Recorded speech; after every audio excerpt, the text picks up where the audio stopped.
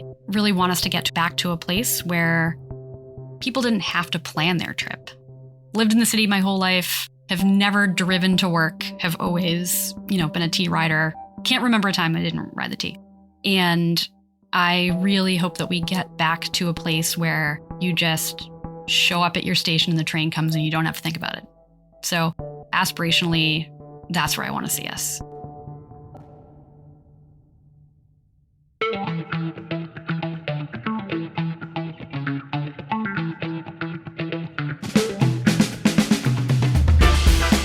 Welcome back to another episode of Spilling the Tea, the podcast that takes you behind the scenes of the MBTA.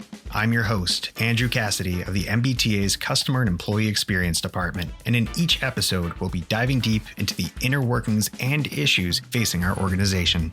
Today, we have a special treat for you as we delve into a pivotal aspect of public transportation, the fascinating world of schedules and service delivery at the MBTA.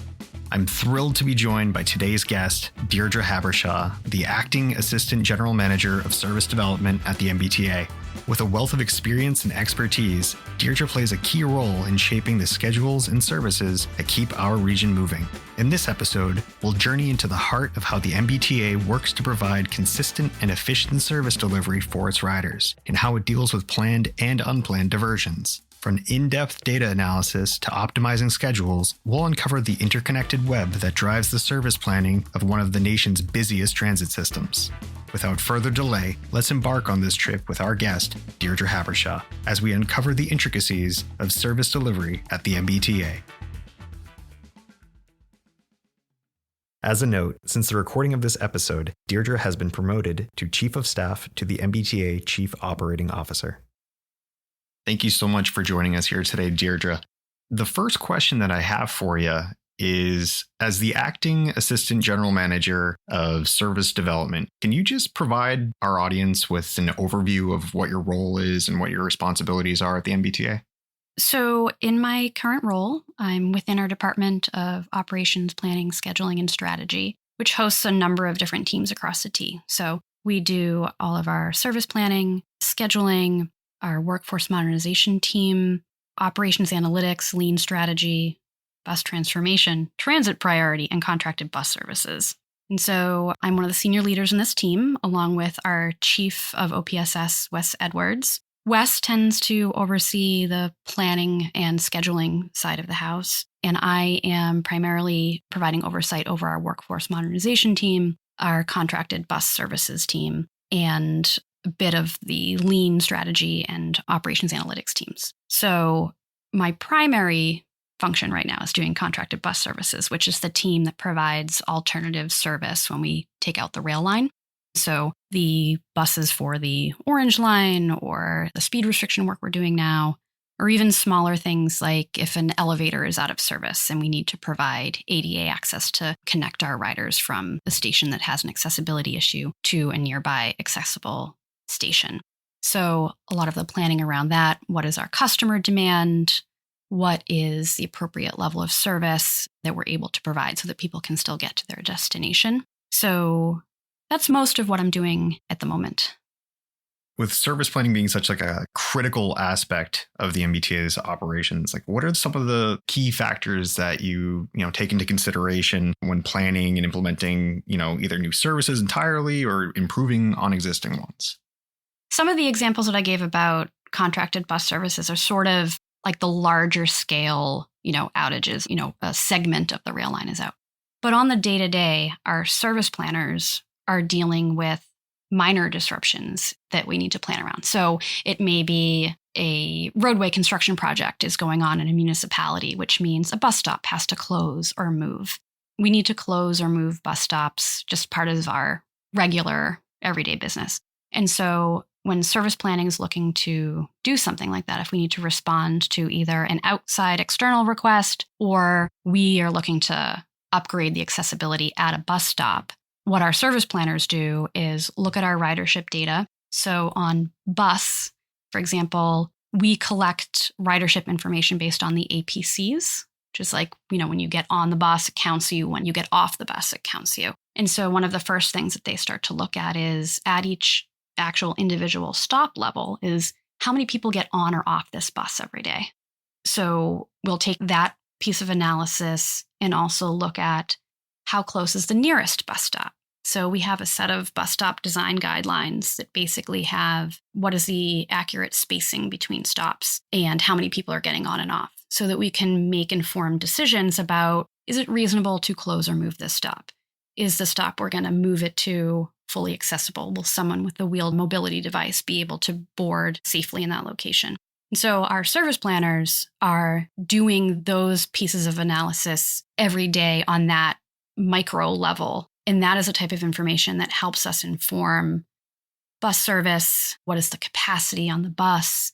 We change our schedules 4 times a year with the changing of the seasons, essentially. And going into that process, our service planners will work with our operations analytics team and bus transportation to figure out, where are our customers coming from and going to? Where do we need to, if we're able, add service? Where can we pull some service back in order to bolster service in other locations where we're seeing higher demand? So a lot of that underlying work that they do on a daily basis then also helps inform, when we're doing a diversion, we can look at, how many people are riding that segment of rail line, and help us figure out, okay, is there existing fixed route service that we can shift folks to that has enough capacity available that can move those customers? Do we need to bring in an actual replacement shuttle because there isn't the capacity to move that many people in that segment? It's kind of mind-blowing when you really think about how many different factors contribute. I had a very tertiary, 30,000 foot view during the Orange Line shutdown last year. And I remember, as far as accessibility, it wasn't just, looking on Google Maps and hoping for the best. I remember, members of your team and others, they took the demo shuttles to kind of make sure that buses could take the turns. They were looking for missing bricks, some of the cobblestone streets and what have you around Boston, just to make sure that from an accessibility standpoint, there wasn't any sort of physical barrier that might prevent someone from accessing one of the shuttle pickup spots. And again, even just hearing you say it, working here myself, it's still so much to process, all the different people and all the different pieces that go into delivering service, whether it be during diversion or just, planning ahead for that next schedule for the season. Yeah, no, you're absolutely right. I think, and diversions are sort of like we could probably do like a whole, episode just on diversion planning, but it is quite complex when you try to take that number of riders, off of our dedicated right of way and bring them to the surface level. And there are just so many more variables, like you say, like bricks, which, we don't control. So a lot of that is leaning on the partnerships with the municipalities. In that particular instance, City of Boston Public Works came out and redid the bricks down by Back Bay. And so, there's, again, whole other episode on that. But there is, even just on a regular basis, like you say, the number of ons and offs, every bus stop is local, right? So if you are someone who uses that bus stop, that is your first and maybe in some ways only interaction with a MBTA facility, right? Like that bus stop is essentially an extension of an MBTA facility. And so there are some folks who, if that's your stop where you get on and off, like that is the most important stop in the whole system. If you're a property owner and there's one outside of your business or where you live, you may not be thrilled about that bus stop. And so everyone has very strong opinions about bus stops. And so that is something that our team is always trying to balance. How do we make sure we have accessible bus stop locations for folks in a way that balances, where do people need to go and how are they going to get there and what else is sort of around that location? That is a lot of the work that our service planners that work in bus service spend a lot of their time with those nuances. Again, still trying to get my head around it. Service adjustments are sometimes necessary to improve efficiency and match ridership levels. Can you just kind of speak to the considerations that go into how the MBTA decides that a winter schedule is going to be a winter schedule, that a spring schedule is going to be a spring schedule, and what spring 2023 looks like versus spring 2022, and kind of why, I guess, that all happens? So there are basically like 4 ingredients to building service. sort of your workforce availability. So whether or not that's how many operators, bus operators you have, how many streetcar motor persons on the green line, or a motor person on the heavy rail, so red, orange, blue. So we've got personnel, vehicles, and runtime. And then dispatching, which is sort of further down. That's like in real time, dispatchers at the OCC making decisions based on what's going on in the field. The Operations Control Center. Yeah, Operations Control Center, exactly.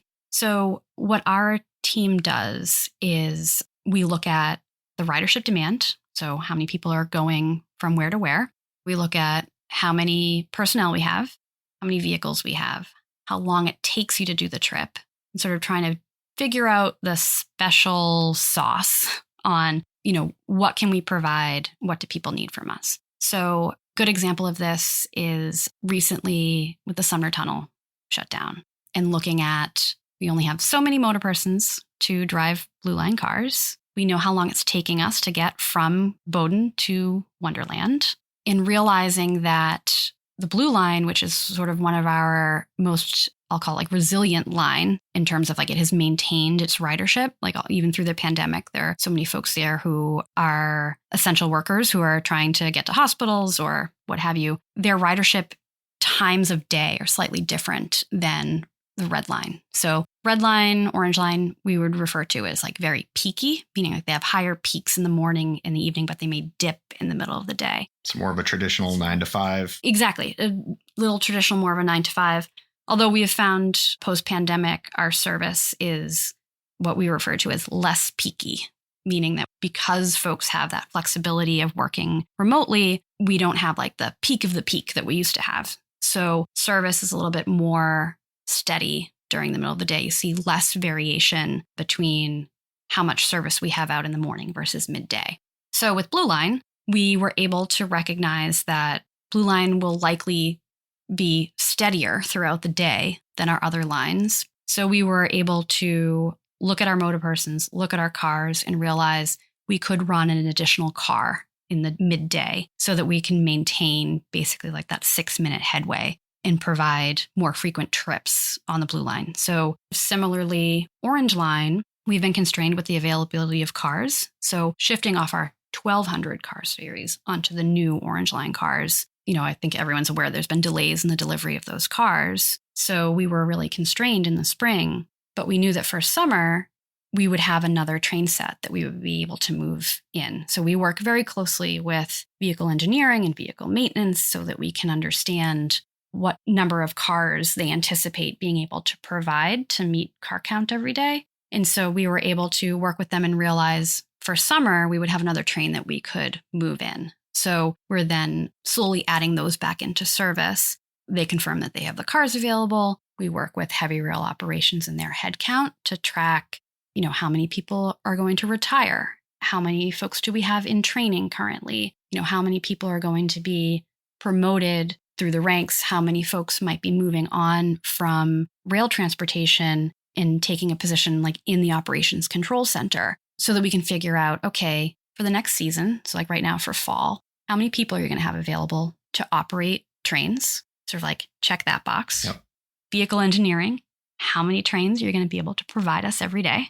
And then we can figure out based on the customer demand, what level of service are we able to provide given the number of cars, the number of people, and how long those trips take. So we are usually in the planning stages for that about 12 weeks before the actual rating starts. So you really start planning the next one basically right as the other one's going in. You're starting to plan for the next season or next schedule. Yeah, which we refer to as a rating. And so the other thing about this is ratings are not all equal amounts of time. So our summer rating is quite short. So essentially, like this summer, for instance, because the Boston Public School year extended so far towards the end of June, we actually didn't start the summer rating until July 2nd. So the summer rating is really only 8 weeks long, but planning for a rating change really takes us about 12 weeks. So essentially, the moment we implemented summer, we're already planning for fall. And we don't always have the opportunity to sit back and analyze, how is summer rating going? How is summer service? Are we actually meeting the service that we scheduled before we're already trying to make plans and change for fall rating? So then how do you definitely get the data point from the previous rating? I guess at what point do you get to utilize that information to inform, if not the next one, does that mean like spring informs winter, or spring falls fall and summer informs winter? You almost need to look back. This has been one of our challenges with the ridership changes due to the pandemic, is that we're sort of trying to balance, even like with the bus stop changes that I mentioned earlier. You need to look at a whole universe of things. You need to look back at what was it like last rating. So if you're in the summer, you'll look back, what did spring look like?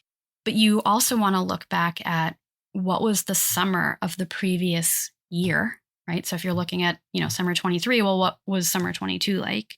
But one of the challenges is we have this blip in ridership because of the pandemic. So, with bus stop changes, we've been looking at, before we make decisions, let's also look back at what was summer 2019, when we can try and extrapolate some decisions sort of like based on those various inputs.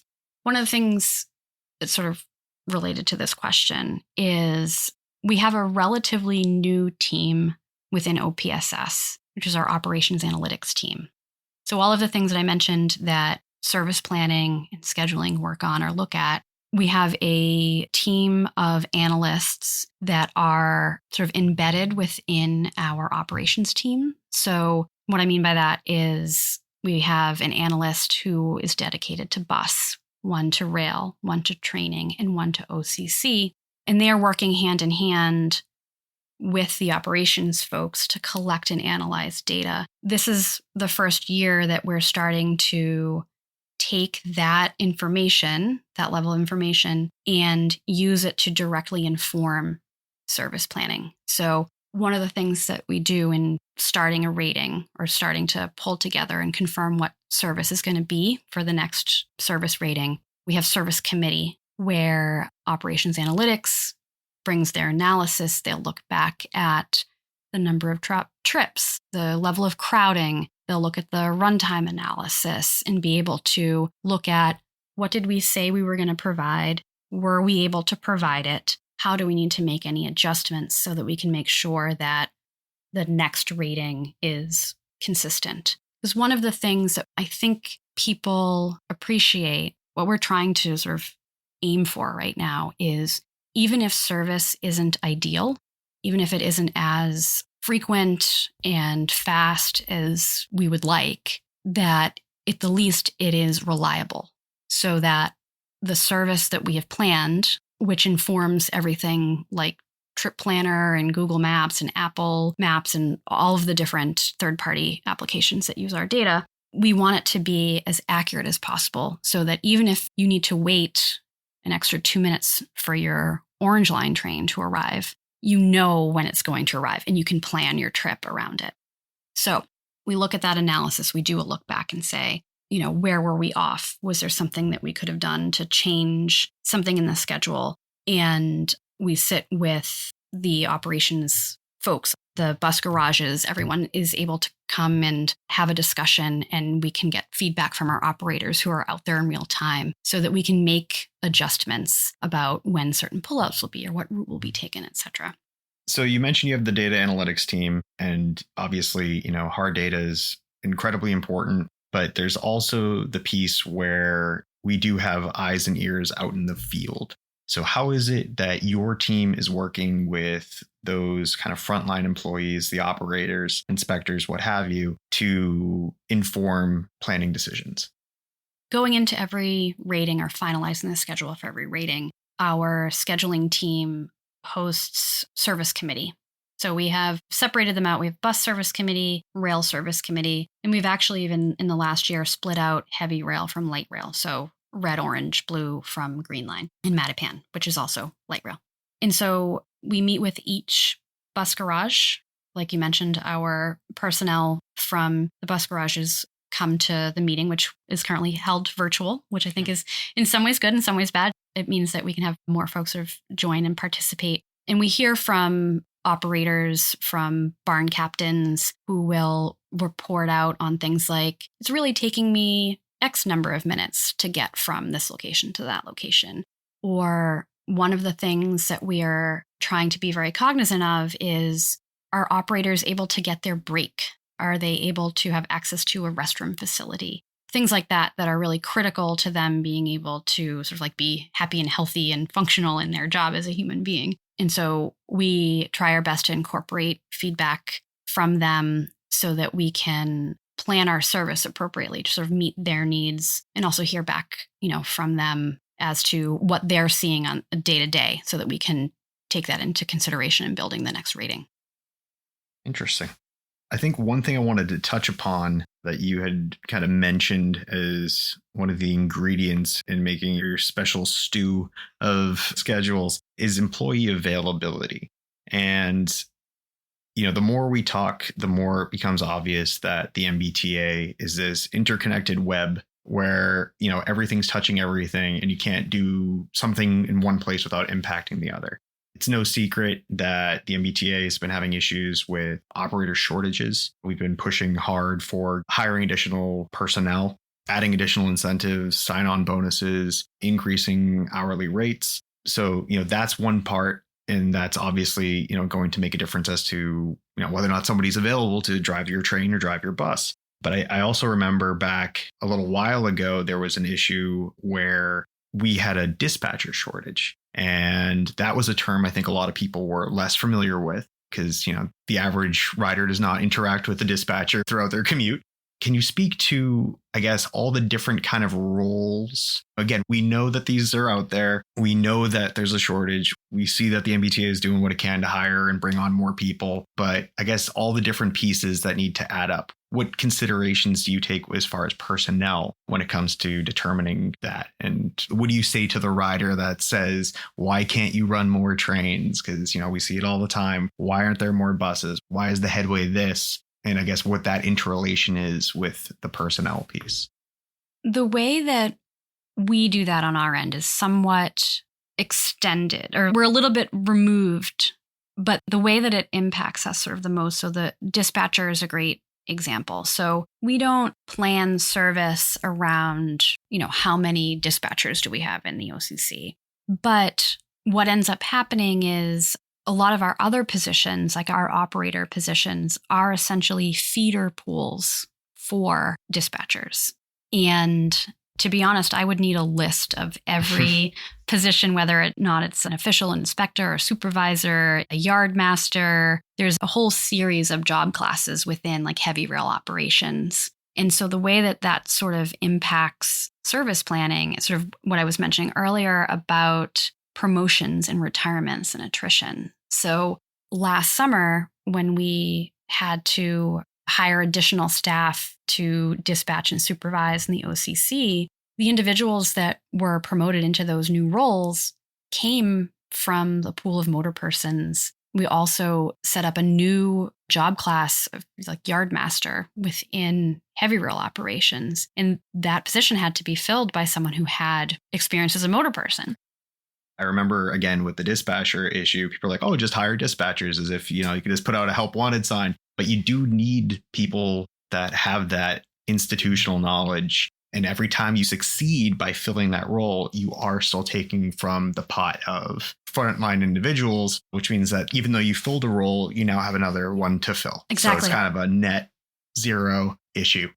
No, absolutely. And it's the same, for our operations roles, like our operators, but it's also true for so many other roles across the T. I'll be so excited. I'll be high-fiving a colleague, when they hire someone, was it internal or external, like a net new people. Anytime someone gets someone that is coming from an outside organization, first of all, it's great just to bring a fresh perspective, but it's also like, high five. Yeah, we added an extra. Net new people. We didn't just, poach from some other department, So it's a challenge for sure. I guess another thing that you had touched upon, because again, I'm picking apart everything you've said, but another thing that I thought was kind of interesting is, so you're using the historical data from previous years to inform schedules for the future. However, the past few years have not been predictable. Obviously, 2020 was insanity, throw out the rule book. But even as we, come out of the pandemic or enter a new phase of it, at least, you can't quite just go back to 2019 and say, oh, let's just pick up where we started. You mentioned hybrid schedules. You mentioned, less peaky, more of a flattened curve when it comes to when people are riding, what days they're riding. If it's not Monday through Friday, it's more Tuesday through Thursday, I think it is now. You have to be a bit of a pioneer because, the historical data is, I don't want to say useless, but far less valuable than it had been in the past. So, every year is very different. Maybe we're stabilizing a little bit, effective this year, maybe last year. But without that kind of historical piece, what ways, what technologies, what new things have you had to adopt to be able to, adapt and provide the correct service for the demand for the riders that are there now? Big question, I know. That is a really big question. It's a really big question. And I think, not that I want to completely punt it, but I think it's probably a better question for some of my colleagues because they are looking sort of more long-term to the future, particularly bus network redesign, which would make another great episode of this podcast. Bus network redesign is our sort of like generational change in bus service. I think it's the first major change in bus service for like 25 years. And that was really looking at, how has land use changed? Where do we have housing where we didn't before as a region? A great example, I think, is, when you look back, before Assembly Square existed, there's been so much development in and around the Somerville area in the last 15 years. What's that going to continue to look like for the next 5 to 10 or further out? I think that you could say that about so many different corners of the Commonwealth. And so, Wes, who does a lot of our work with MassDOT and external relations, they could probably give you many, many examples as opposed to sort of like the day-to-day rating to rating sort of change. So I don't think anyone has to think too hard to remember back in March of this year, speed restrictions across the entire system are put in place kind of without any real preparation. I remember getting the calls myself. I'm sure your phone was ringing quite extensively as well. But, the entire region really was brought to a crawl. And the lingering effects of the speed restrictions are still being felt today. We have the dashboard. You can see exactly where everything's happening. How is it that you and your colleagues navigated this crisis in that sudden moment, but then have also over the course of several months found ways to reduce the impact on our riders? Great question. And I would say that we are still navigating it. Oh, yeah. And just like our riders. Yep. So full disclosure, I'm an Ashmont branch rider. So definitely our riders are experiencing this in tremendous ways. And I feel that it has also caused a number of challenges for service planning and for operations analytics. So as I mentioned, one of the major variables in planning the rating is runtime. And so essentially overnight, our schedules were no longer feasible. And the degree to which each line is affected varies quite a bit. So our blue line riders were seeing sort of like the least amount of impact.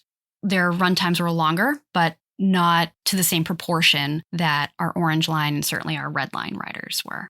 So that weekend that happened, or like that, I think it was like a Thursday night, was right before the rating change. Oh, yeah. Yes. Right. And so we essentially never really got to implement our spring rating. So the rating typically goes into effect on a Sunday. So that was right in the midst of when the global speed restriction order was put in. And so it was taking us a while actually even to be able to very clearly say what the impact was. When we look back at Thursday, we weren't running the same schedule that we were going to be running that Monday. So we had to react pretty quickly. And actually the course of that weekend was, on a number of calls with the folks on our operations analytics team trying to figure out what the impact was. We were asked initially sort of what is the runtime like end to end, right? most of our customers don't ride end to end, right? So it's extremely rare that someone's going to get on the train at Braintree and ride all the way to Alewife. One of the things that we've been trying to do is really accurately measure what the customer impact is. And so what our operations analytics team has been doing since that very first day, and they do it every day, is what is the runtime from Alewife to Park, from Braintree to Park, Ashmont to Park, Forest Hills to Downtown Crossing, Oak Grove to Downtown Crossing, and Bowden to Wonderland, in both directions, sort of like in those segments, so that we can get somewhat of an idea of like those sort of like major travel patterns, what is impacting customers. And they run that analysis every day for the day before, and so we can see how it has adjusted. But one of the things we had to do right away was we realized we were going to need to build new schedules for spring. So our rail schedulers, we have two rail schedulers. One does red and orange, and the other does blue and green. They looked at the runtime analysis. Once things normalized or leveled off, once we stopped seeing the really day-to-day variation as restrictions were lifted and the global order was lifted, they looked at the runtime, looked at our motor persons vehicles, and built new schedules. For the blue line, we actually ended up never running that schedule, and we stuck to the spring rating schedule because their variation was so minor, and we had the plan in place to lift the number of restrictions that it didn't make sense to shift to a new schedule. So we maintained the original spring schedule throughout the spring rating. For Orange Line, we did run the new schedule, but it was close enough to the existing schedule that we didn't need to do what we call a repick. So once service planning builds the service level, our scheduling team comes in and carves up all of that work into essentially shifts that personnel pick. So with every rating change, there's a pick that goes along with it. Based on operator seniority, people can pick what shift they want. So, I want to drive on Tuesdays and Thursdays, but I want Mondays off, based on seniority in our CBA. The rail vehicle schedule was close enough to the personnel schedule that we could run the new train schedule and use the same crew schedule to maintain the Orange Line. So we were able to implement that schedule pretty quickly. Red Line, however, Red Line is much more complex to operate, particularly because of the branches. And so in an ideal world, if we could pick all the things and we could implement whatever runtime we wanted, we would have 3 Braintree to Alewife round trips and 4 Ashmont to Alewife round trips within a motor person's schedule. Once the change in runtime happened, we could no longer maintain that. So we could only do, and it was very, very, very tight, 2 round trips, Braintree to Alewife, before we would need another motor person to essentially swing on and take the train so that that operator could get their mandatory break. So it's quite the science to manage, the people that need to manage the system and merge those 2 branches so that we have a consistent headway through what we refer to as the trunk. So anything, north of JFK up through Alewife, so that we don't have a wobble between a Braintree and an Ashmont train coming back to back within the trunk. We built the new vehicle schedule based off of the runtime, but it was so wildly different from the crew schedule that we could not implement it without all of the personnel having to repick. So there was a delay in implementing the Red Line spring schedule while we pulled all of the levers we needed to pull so that our motor persons could pick new work. So it was a lot of work for our team, the scheduling team, operations analytics, and our workforce modernization team. Workforce modernization, which is within OPSS, sort of manages the pick along with heavy rail, but they're the ones that sort of, with scheduling, do all of the logistics related to operator picking. And so it was a lot of work for us to do all of those things to repick. So it was a lot of administrative work for our teams within operations analytics, schedules, and workforce modernization. But it also was very disruptive for our motor persons and our red line staff. Essentially, you thought you had an idea of what your work schedule was going to be for the spring, only to now have to change that. We sort of had to walk a fine line between building a vehicle schedule and a crew schedule for folks to pick that wasn't that wildly different from their normal day-to-day. So if I'm a motor person and I work on the red line, I've picked work based on whatever my own life circumstances are, right? I have childcare that I need to work around, or whatever my spouse or partner, whatever their work situation is. And they build their lives around that, as we all do. They had to then pick new work. And my understanding is that there are only 2 instances where we have ever repicked. One was the pandemic, and the second was to repick the red line because of the speed restriction. We've been here for both. And we've been here for both. So that is one way that's sort of like in the immediate. But even now, day to day, one of the ways that this has impacted us is, for better or for worse, as they have improved runtime, that is also causing challenges for the schedule. So one of the things that we have done is, in our schedules, we typically have the schedule, and then we have what we've referred to in recent years as the emergency schedule.